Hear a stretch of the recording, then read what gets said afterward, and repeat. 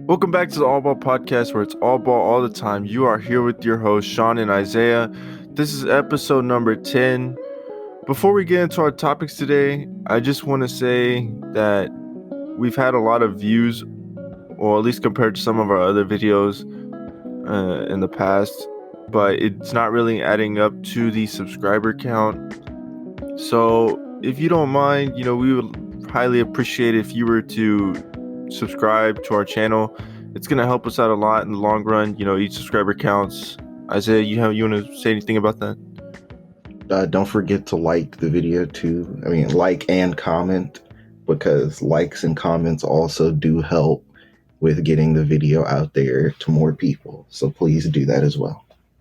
All right, well, let's go ahead and get into our topics. Before that, though, Isaiah, how you feeling today, man?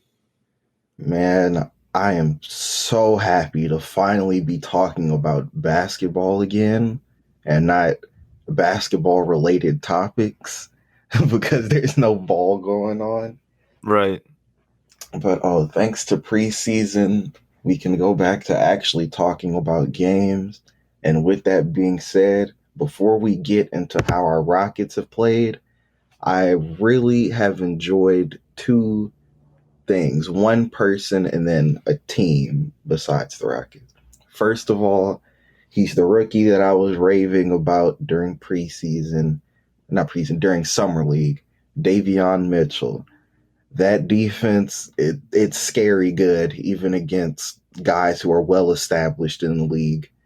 This man's had Paul George, who I know there are a lot of jokes about Paul George, but at the end of the day, he's still a all-star, borderline MVP caliber player. And Davion Mitchell put this man in jail for a few possessions. So I think it's safe to say that his defense translates very well, even to the full-on established professionals in the league, and not just the inexperienced summer league guys. I have. Oh, go ahead. And then I was going to get into the second thing, but if you have something to say about Mitchell, you can say it. No, I was actually about to say I haven't heard anything about Mitchell, so I know it's kind of surprising coming from me. Well, at least not coming from me, but hearing that just because I haven't heard anything. But I do believe you. I mean, his defense, I think, is pretty legit. Mm-hmm. And then the second thing is the Bulls, because they are an extremely exciting team to watch. I did catch a little bit of one of their games earlier this week. I think it was Tuesday. And then I watched their game last night.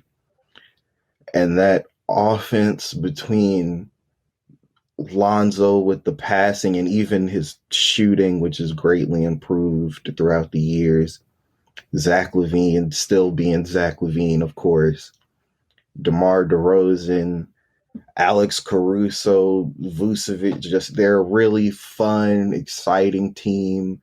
They seem like they're out there enjoying themselves when they play, and it permeates through to the people watching. Like, you can take part in their joy, but because you can see how much fun they're having on the court. And they even have surprisingly good defense. That was something that I was really interested in when I was watching their game last night against the Pelicans. Yeah, for the first time in a long time, it feels like the Bulls are actually worth watching. From what I've seen so far, I'm going to say that Lonzo's been the best addition. Mm-hmm. His three ball looks great. His defense, obviously, for a guard, is actually, I would say, one of the best out there. Mm-hmm.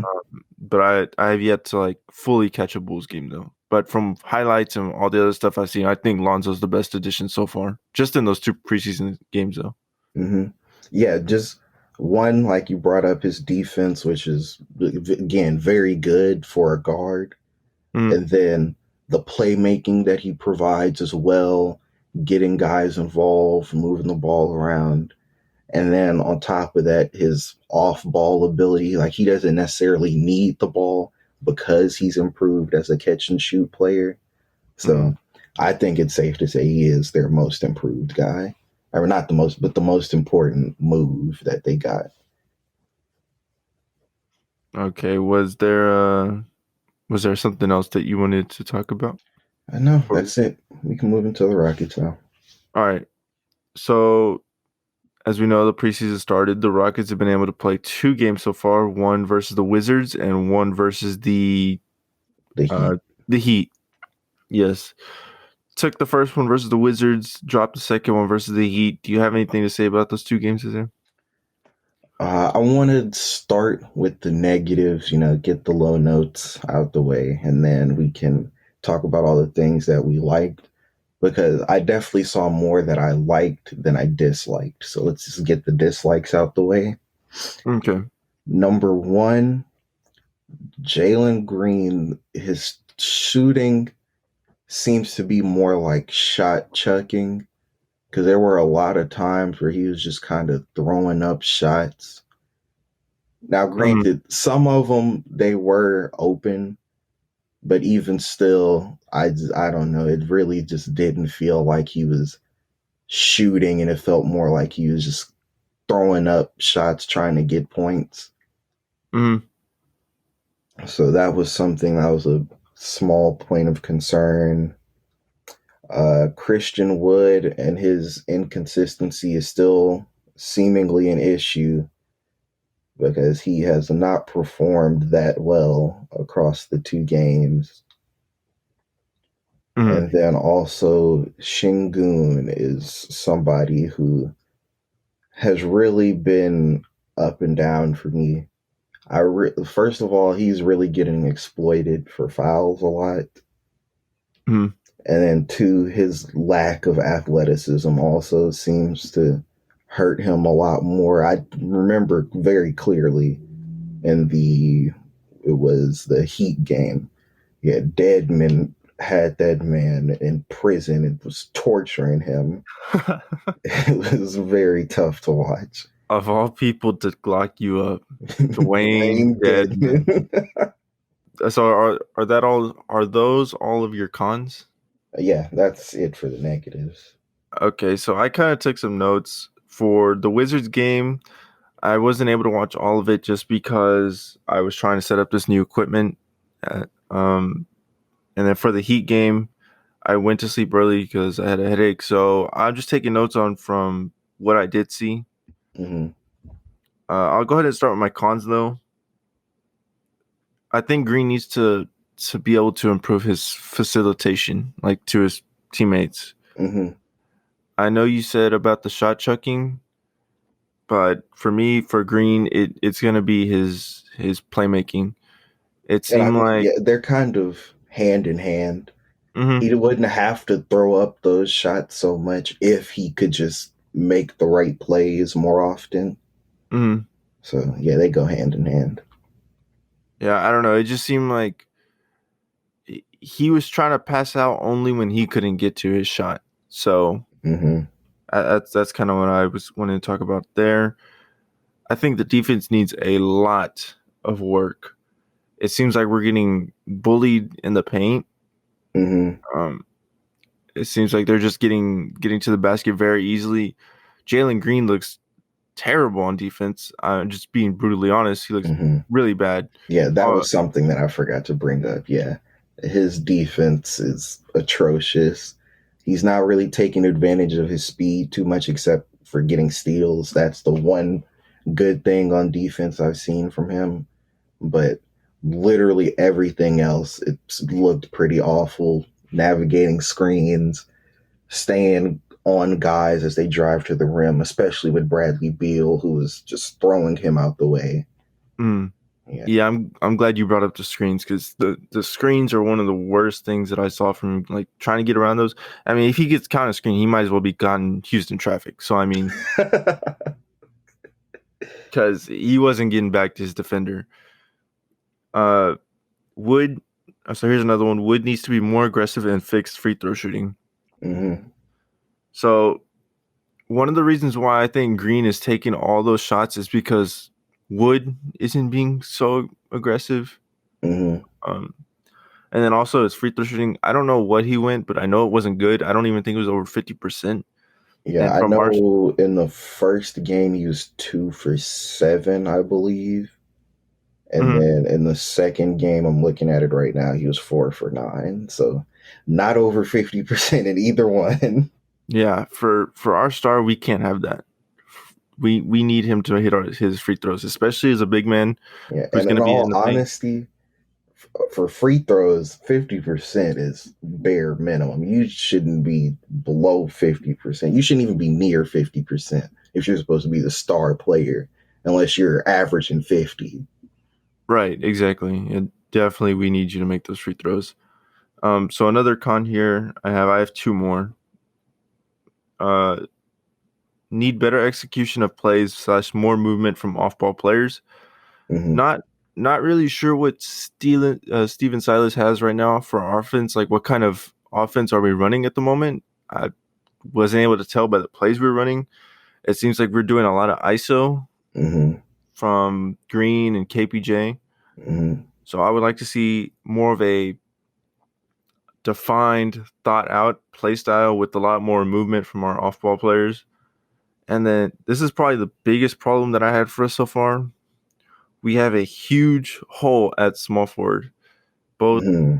Eric Gordon didn't look good in the starting lineup, nor did Daniel House. Yeah. As for the first point, yeah, I the offense is a bit confusing.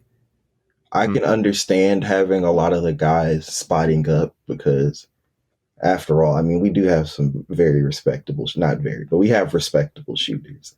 So having those guys spotting up, it makes sense and everything.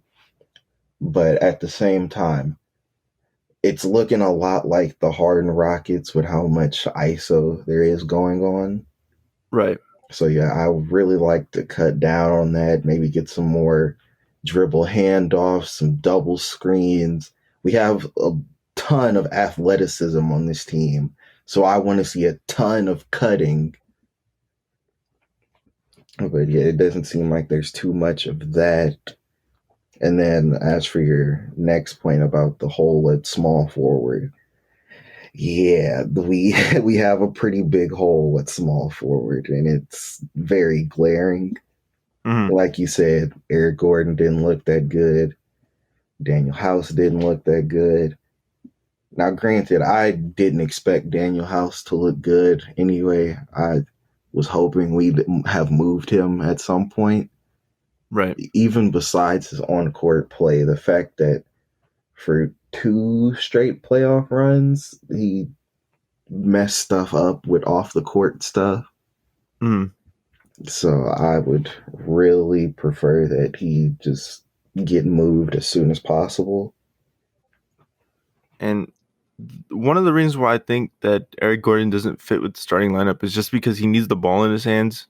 Hmm. If not, if he's in that starting lineup, he's the fourth option, which isn't best suited for him. He needs to be that number two guy, which is best suited for him off the bench. And Hmm. for Daniel House, his shot just doesn't look ready for the start of the season. Not just yet. Yeah. Mm.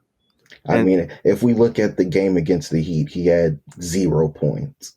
mhm, So if you're out here dropping a Dennis Schroeder, then like, I think it's yeah, pretty obvious that you're I, not ready for the season. I think he was what 0 for 7 Hmm. from the field or from the 3 point line. I don't Yeah, it remember. was 0 0 for for 7 7 from. from the field and then 0 for 3 from three. Okay.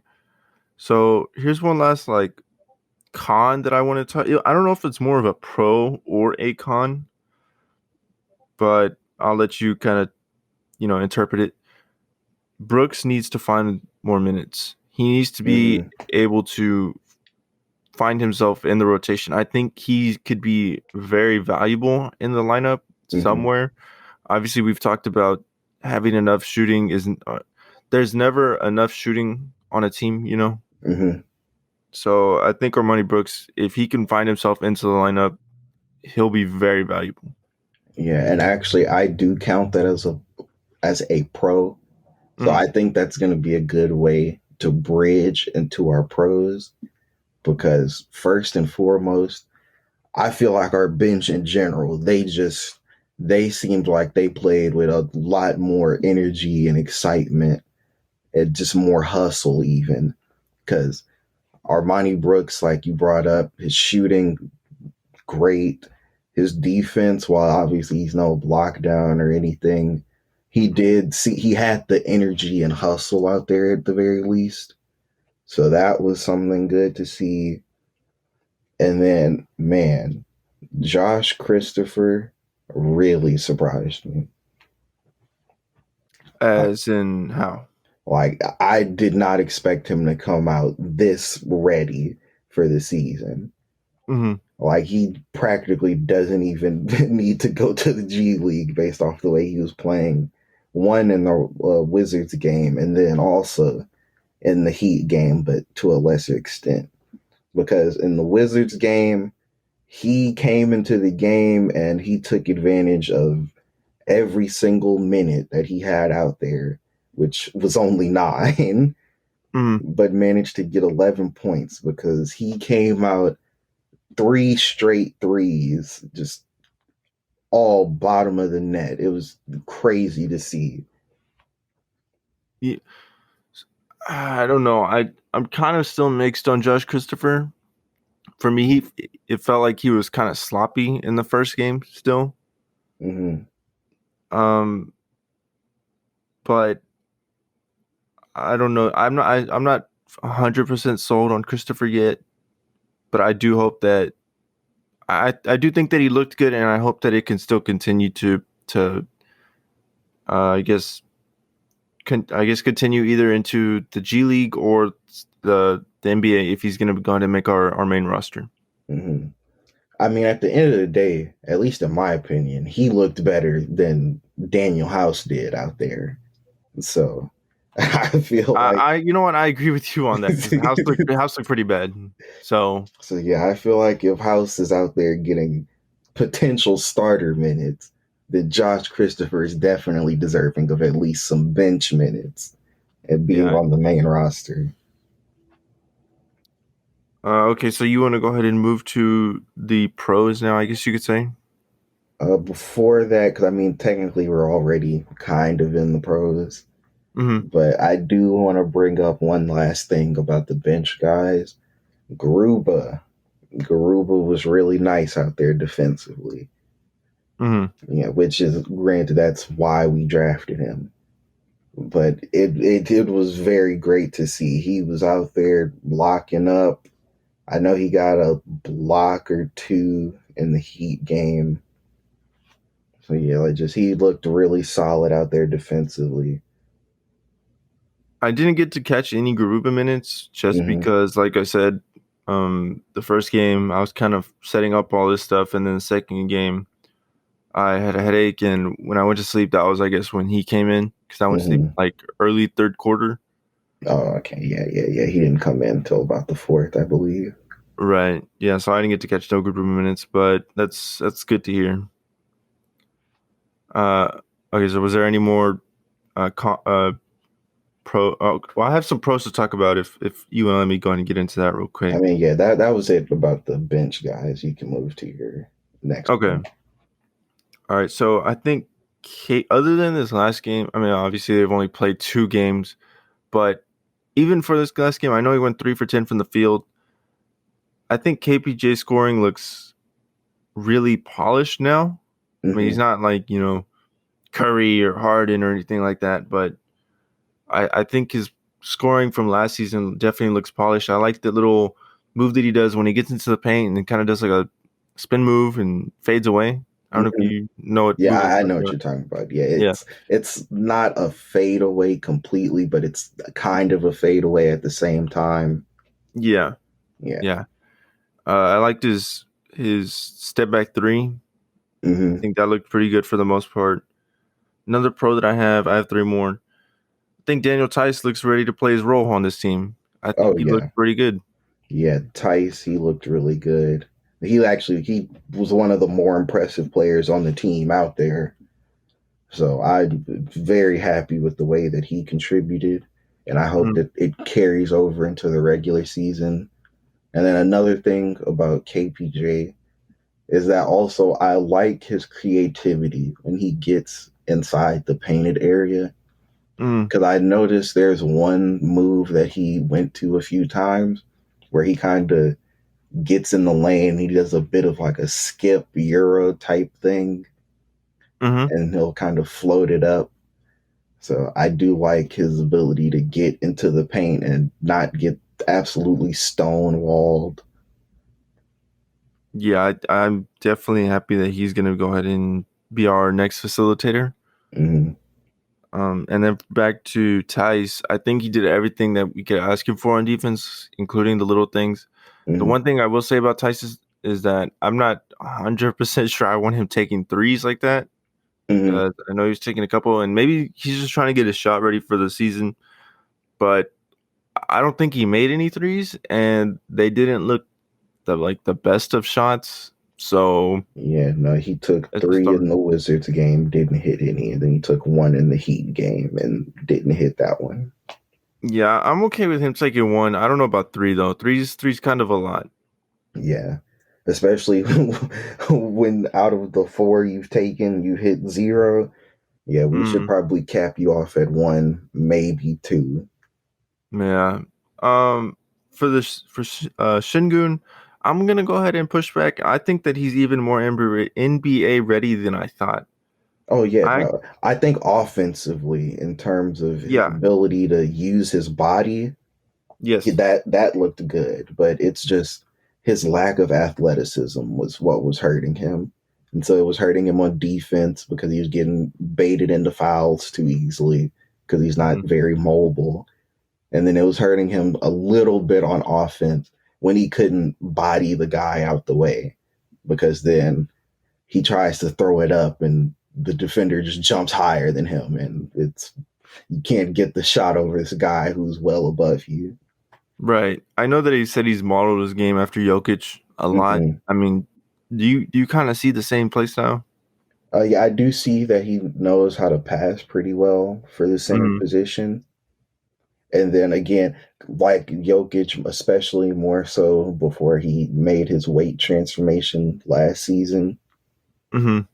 Yeah, he's a very not slow, but not very mobile. So he uses moves and body to get to his spots and get the shots that he wants instead of just, oh, I'm gonna out athleticism because he just doesn't have it. Right. And, I mean, one more thing about Shingun is that we have to remember he is 19. Hmm. So even if he's not extremely athletic right now and he's not extremely strong right now, he's even if he doesn't really gain more athleticism, he's probably well, at least hopefully would gain a lot more strength and weight to his Hmm. game.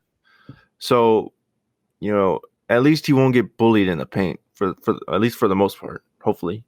Oh yeah, yeah, no. I again, like you said, he's only 19, so and again, he's barely 19. So Right. he has plenty of time to pack on some more strength so he can handle himself a little bit better down there. And Mhm. also, if he gets the strength, the athleticism won't necessarily be as important because at that point, he's just moving the guys out the way. So it doesn't matter that they're more athletic. Exactly. Yeah, and then also because another problem that I saw about him going against athletic guys is that he really struggles to finish through contact. So if he were able to get stronger, then he'd also be able to finish through that contact better.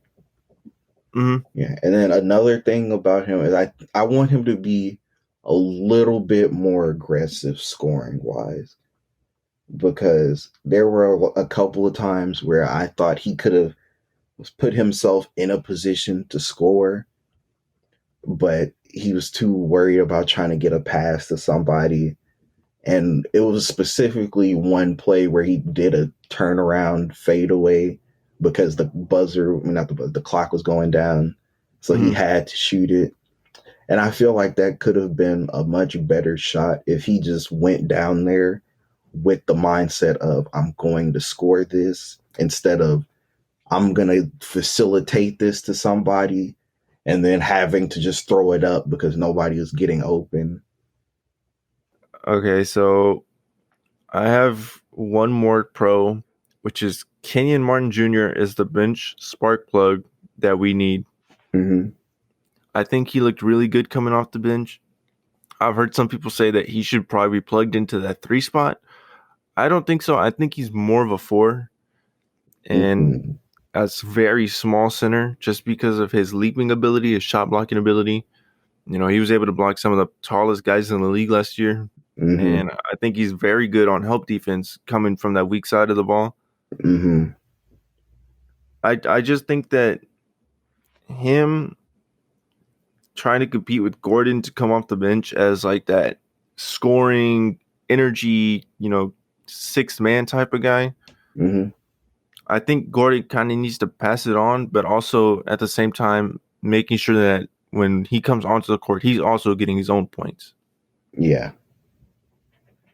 Yeah. I think, like you said, he is another one of those guys off the bench that I like, where he comes in and you could just feel the different level of hustle and energy that he's playing with. Mm, And I really feel like that's also part of the reason why just the bench unit in general was so energized. Because between him and Christopher, mainly, both of those guys, they had, at the very least, they brought energy. And that right, just kind of permeated to everyone else who's on the court with them. Like, hey, look at these two guys. They're giving it their all. So let's give it our all. And that's how they managed right, to pull out a win against the Wizards. right. And they almost got it against the Heat. So, Do you have anything else to say about any of our other bench guys? DJ Augustine wasn't bad. I think he was pretty good. And I think I'll like him, as I've mentioned before, as just a mentor type player for the team Mm-hmm. who can also just put up some solid minutes when necessary. David Nwaba was another one who I kind of liked. He played with some energy too. Mm, And Dante Exum, he was another guy who didn't play a lot of minutes like Christopher and such, but when he was out there, he had the energy and hustle just like the other people. right. So before we move on to our next topic, I want to ask you one more little like side question, Mm, just from these two games. You know, I guess describe the situation for you. We need we're down 2 with 5 seconds left. No, let's give it like 7 seconds left. okay. Who do you want taking the last shot for the Rockets at this moment? Because I saw this question and I was kind of surprised by the answer. Okay. First, I'll start off with saying the lineup that I'll have out there. Mm-hmm. So I'm going to have KPJ out there. Mm-hmm. I'm going to have Brooks out there. Going to have Green out there. Um, I I think I'll put Kenyon Martin in case, because like you said, we're down by 2. So if he could just get a dunk to tie it, that would be good. And then I'll have Christian Wood out there. Okay. So that gives us good, respectable shooting. And it also gives us a bit of an inside presence to just go for the tie with. We have 3, I guess 4 dunk threats. Mm-hmm. So it gives a nice balance. And then I'd say they're probably going to lock in on Porter or Green, either one or both. At which point, that's where, but then again, Christian Wood is a star too. So you never know who they're going to really focus in on. But they're Right. probably going to focus on just whoever was hottest that game. Mm-hmm. And then I just take advantage of that to probably go to Brooks for the 3, or like I said, Kenyon Martin for the dunk to tie it. Right. So the reason I'm asking this question is because on Bleacher Report, I saw that they were picking Jalen Green to take the last shot as of right now, which I was very surprised about. Mm-hmm. If it's up to me, I'm probably taking KPJ. He's obviously a little more established, Yeah, but I like the fact that you brought up Brooks. I kind of didn't even consider Brooks, but seeing what he did in the summer league, I know it's a summer league, but all those 3-pointers that he was making, I think Brooks is a good candidate to take the last shot. I think he kind of lives for that last shot type of moment. exactly. And at the end of the day, even if you take out just clutch factor, he Hmm. is a very good shooter. That Right. is the thing that he has built his name upon. So I feel like he's going to be a good pick to take any shot, regardless of when it is. But yeah, as for that whole thing about Green taking the last shot, yeah, I don't know about that. Especially Yeah. based off of these Uh-huh. preseason performances. Yeah, I really don't know about that. Like, I definitely go to KPJ before I went to Green. The only reason I didn't pick KPJ is just because when I think about this scenario, I'm picturing the defense guarding us as well. And I Hmm. just think the defense would be way too focused on KPJ most of the time because they know that he's our best perimeter player. So, uh, how do I put this? Yeah, I'm just gonna leave it there. I guess I kind of don't really have no much um anything else to say on that topic. Hmm. But moving on to our next topic, this past offseason, Detroit Pistons got the number 1 overall pick, drafted Cade Cunningham. Rockets got the 2nd overall pick, drafted Jalen Green. These are both two very young franchises. In your eyes, Isaiah, who has the better future? Now, I know we're Rockets fans. This answer might sound biased and all, but Mm, I think that it's the Rockets. One, just because our core is younger, and not even just our core, just a lot of the players on our team in general are just younger. mm-hmm, But then, even when you look at some of our guys in comparison to the Pistons guys, now, I mean, we have, well, not we, but the Pistons have Sadiq Bey and Isaiah Stewart, who are both all rookie guys. So, have to give them their credit there. Cade Cunningham, he's a number 1 overall pick. I'll give him his respect there. And then Luca Garza is another guy on their team who I was big on him in college, and a lot of people thought he wouldn't even get drafted. But I had some belief that he would get drafted. I'm glad he did. And as you can see, if you look at him, he definitely cut some weight off to make himself more mobile for the NBA. And mm-hmm, it seemed to help him a lot in the summer league. So it mm-hmm. shows that he definitely has a good work ethic. So he is going to be a good piece for them and just a good player in the league for a while. But outside of those guys, there's really not much that I think there's like, they don't have much to be excited about. They Mm-hmm. apparently picked up Cassius Stanley, who I don't know why this guy even made it to the league. Only thing he's ever really been good at is dunking. So I just feel like that is a pretty useless pickup there. Mm-hmm. We look at their star Jeremy Grant, he's kind of like their Christian Wood, but even still, I don't know. I feel like he was one of those guys who just he started playing like a star because he had no choice because nobody Right, else on the team was doing anything. right. I don't really see him as a real star. Mm, Yeah, and then oh boy, Killian Hayes. That's a player because he, that's a yeah, yeah. I guess he does have a contract. Yeah. that's really all you can say about him because he does pretty much nothing impressive out there as far as I've seen, except for passing the ball.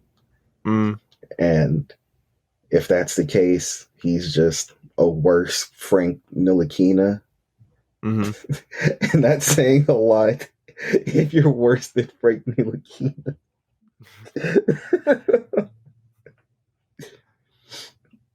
So yeah, just overall there, I think it's pretty clear that the Pistons, while their future does look better now, I don't necessarily think that their future is as bright as ours.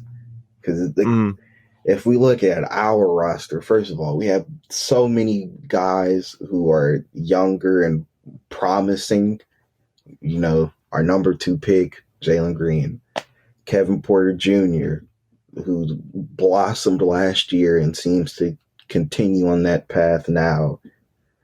We have our other 3 draft picks, Shingun, Josh Christopher, and Usman Garuba, who all look very promising in their own ways. We have Armani Brooks, our young sniper, Kenyon Martin, developing shooter but athletic freak who's like 6'8" or 6'7", but can play the 4 and the 5 respectively. And then if we look at our star guy compared to their star guy, Christian Wood, who funnily enough came from the Pistons, was already starting to blossom into that star role on their team before he came here. So Mm-hmm. he's more of a legitimate star, in my opinion. And then on top of that, I think he's a year or 2 younger than Jeremy Grant. So that makes him more connected to our young core. So, for me, I'm being unbiased. I still think the Rockets have the better future. Looking at this roster right now, I mean, you got Cade, you got Beef Stew, Isaiah Stewart, Hamidou Diallo, Sadiq Bey. I mean, you got some young guys there that have shown promise. Killian Hayes, don't think he. I don't know what's gonna happen with him. I really don't. Yeah, promise is not the word that I would use to describe Killian Hayes. No, I honestly, I might. I could see Saban Lee taking his spot. Honestly, I'm gonna be 100% honest. I think Saban Lee could probably take his spot. Um, I just think that the Pistons, they'll probably win more games than us this year, maybe like 1 or 2. Mm-hmm. But at the same time, I think we have younger. I would definitely have younger guys, but I think the young guys that we have shown more promise, or at least I believe have more potential that has yet to be discovered. At Yeah. least that's for me. Yeah, and then also you brought up Hamidou Diallo. You see, I completely forgot about him because again, he's another guy who's pretty much just known for dunking. So Mm-hmm. there's really not much to say about him. And also, I completely forgot that Jay Sean Tate was young. But yeah, that's another guy that we have who's young, very promising. At the very least, he plays with energy, he plays with hustle. He just needs to develop his offensive game, polish it some more. We'll polish it a Yeah. lot more. But yeah, just again, we have a lot more promise in our young guys because if you look at the ceiling of our young core, Mm-hmm. Christian Wood, he's already pretty close to his ceiling.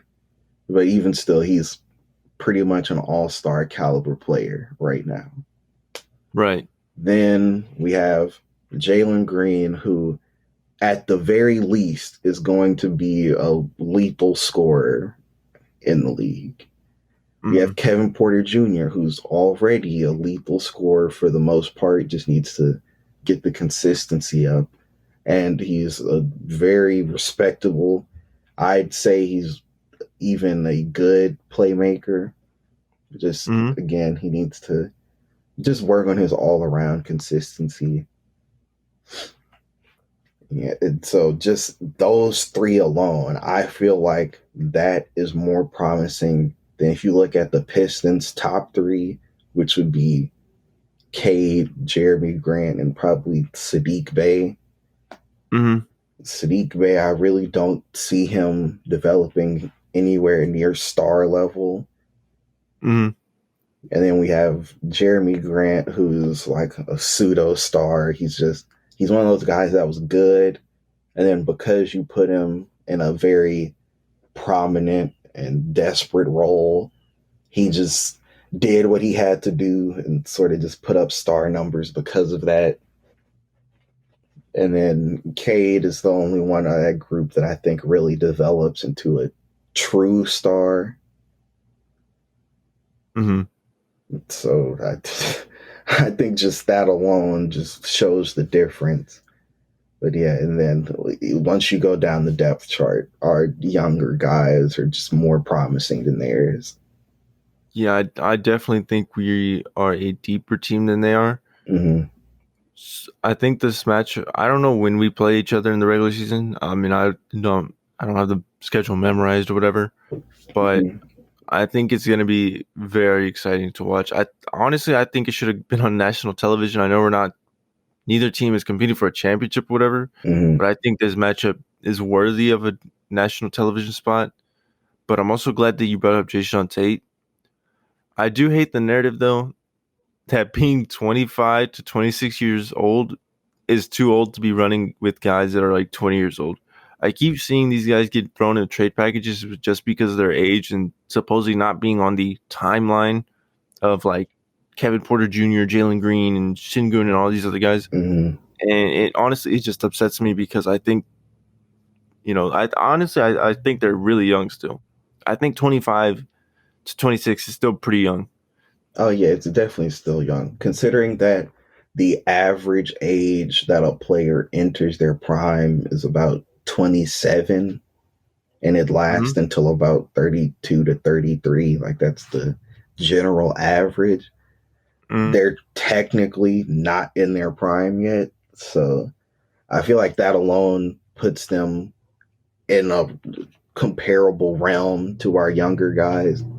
And then on top of that, I really just don't like the narrative of timeline, air quotes, in general, Mm-hmm. because I mean, if you look at the most notable team is the 2019 Raptors.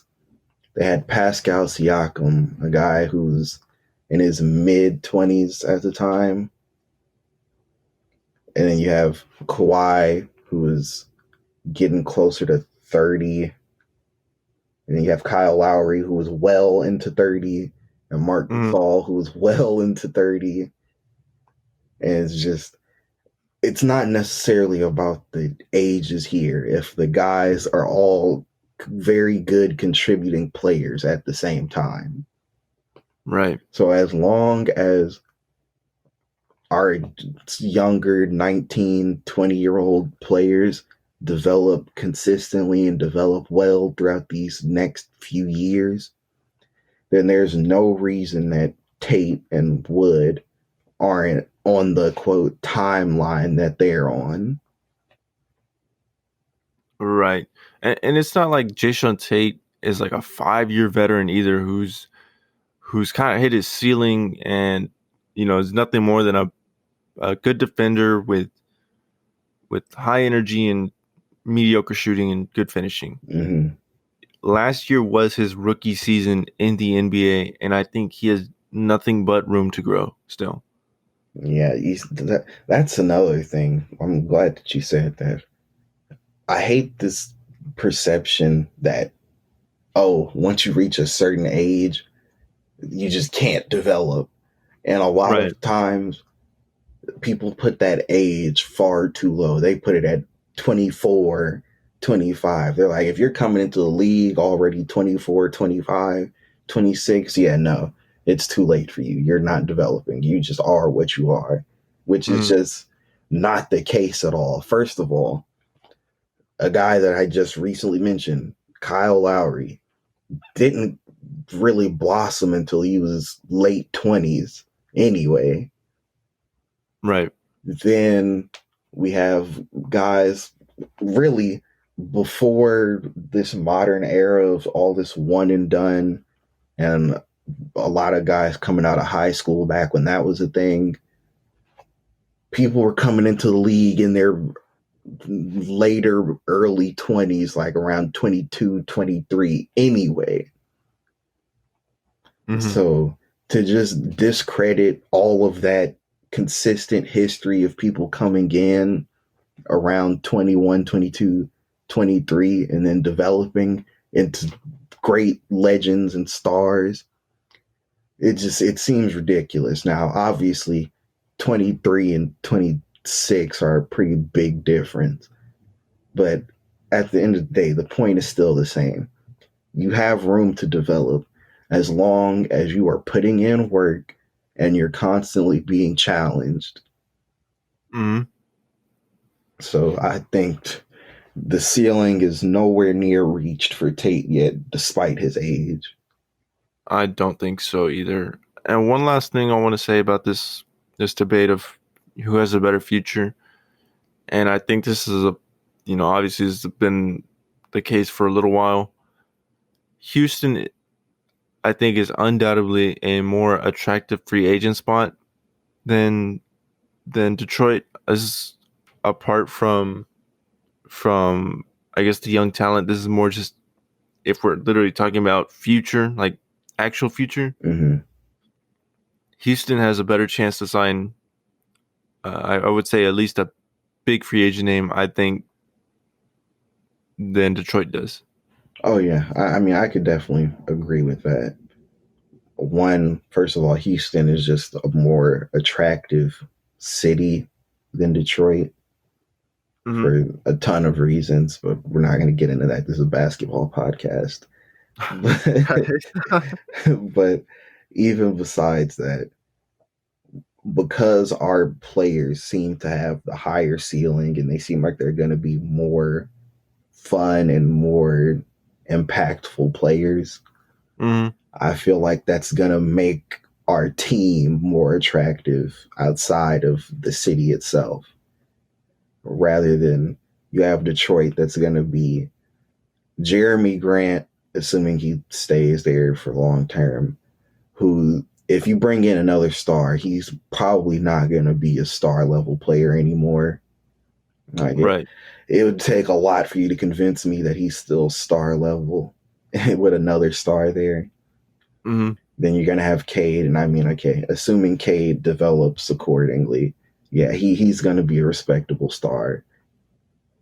And that's about it. I don't see anybody else on their team being more than just really solid role player who just kind of makes their contributions. So you're really going to have Cade, one other guy, and then Jeremy Grant probably regressing back to just another respectable role player if there's a new star there.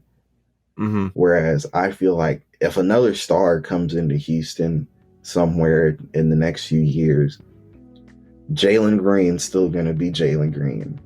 KPJ is still going to be KPJ. Christian Wood is still going to be Christian Wood. Yeah, I definitely think you're right about that. Is there anything else you want to say about this topic, about the Rockets versus Pistons future? No, I feel like it's pretty cut and clear there. Okay. Well, that's going to go ahead and be the end of the podcast. If you like the podcast, go ahead and like and subscribe. Like we talked about at the beginning of the episode, subscribing really helps us out. Liking does too. Isaiah, any last comments? You know, the usual. Check out the Instagram, All Ball Podcast YT. Don't forget to give us suggestions, helpful criticisms, anything, and share it with your friends. Mm-hmm. Oh yeah, one last thing. Shout out to Evelyn for having me on the radio. She was able to let me shout out the podcast on there too. Go check her out on UHDI radio on Tuesdays from 6 to 7. She talks about sports on there sometimes too. So again, thank you for letting me come on there and talk about the podcast. But other than that, we'll go ahead and catch you on the next episode. Later.